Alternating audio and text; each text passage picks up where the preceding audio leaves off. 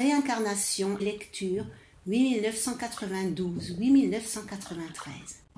Maître, pouvez-vous nous parler de la réincarnation et de la vie de l'âme après la mort? Merci.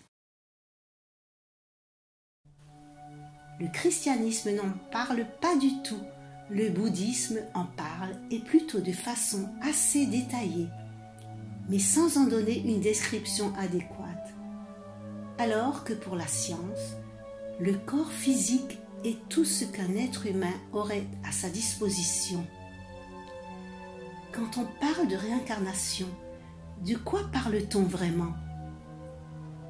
Tout d'abord, et malgré ce que la science essaie de soutenir avec une tant d'obstination, il faut préciser qu'un être humain n'est pas seulement composé de sa partie physique, c'est-à-dire du corps animal, mais aussi d'une partie spirituelle, c'est-à-dire de l'âme, concept, ce dernier, très présent aussi dans le christianisme.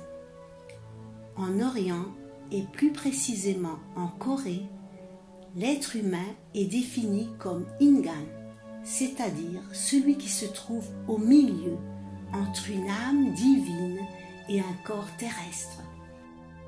Alors, que fait une âme à l'intérieur d'un corps matériel? Simplement, elle évolue. En fait, elle utilise les 5 sens du corps physique auxquels elle est liée pour pouvoir apprendre, évoluer et continuer à le faire. L'âme est une entité immatérielle, dotée d'énergie immatérielle. Pour évoluer dans un environnement matériel comme le nôtre, il lui faut une sorte de scaphandre avec lequel elle peut interagir, justement le corps humain. Et une fois ce conteneur complètement usé, il est tout simplement abandonné. Au moment où une âme quitte le corps, puisque son évolution complète ne pourrait pas se produire en une seule fois, elle emporte avec elle les fruits de sa propre croyance qui ont mûri jusqu'à ce point. Ce genre de crédit lui permettra alors de se réincarner dans le prochain moment historique correct pour recommencer sur le chemin de sa propre évolution, et ainsi de suite, une vie après l'autre. Mais où vont les âmes lorsqu'elles se séparent du corps? Elles vont dans la 4e dimension, appelée Junchongge par les Coréens.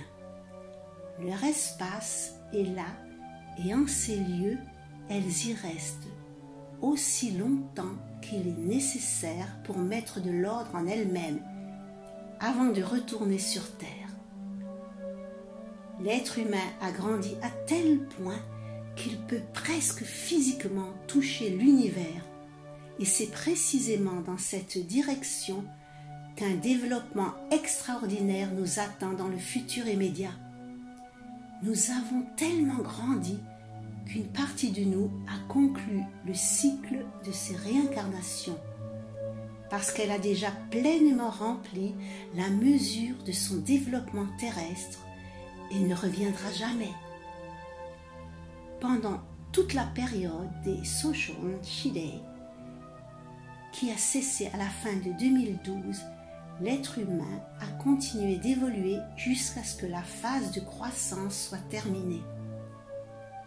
Avec le début de la période suivante, la Uchon Shidei, et la venue des Hong et Ingan sur Terre, êtres précieux qui ont la tâche de profiter à toute l'humanité, les réincarnations, petit à petit, ont déjà commencé à cesser. Dans certaines régions du monde, 30% de la population est déjà prête à ne jamais revenir. Dans d'autres endroits, 10%. Dans d'autres endroits encore, 5%. Ce sont des âmes qui ont atteint le haut degré d'évolution et qui seront envoyées pour gérer les galaxies. Ce dernier est un travail que seule l'âme, la partie divine de l'être humain, peut effectuer, et c'est une étape fondamentale pour apprendre à utiliser au mieux toute cette masse d'énergie et par la suite pour nous permettre à tous, sans aucune exclusion, de revenir à notre domicile d'origine, à notre source primaire. Avec l'avènement des Uchon Shide, le temps de l'étude de l'univers a commencé et notre retour définitif à la maison s'est rapproché. À cause de cela, de nombreuses personnes recherchent maintenant la voie de la spiritualité, l'augmentation de la force de leur propre âme et les chemins alternatifs. Comme nous sommes très évolués, toutes ces routes sont désormais devenues accessibles. Mais attention, au temps des Uchon Shide, entrer en contact avec de telles énergies sans avoir une préparation adéquate pourrait vous faire beaucoup de mal. Méditer sans avoir la conscience correcte risquerait de ruiner votre vie.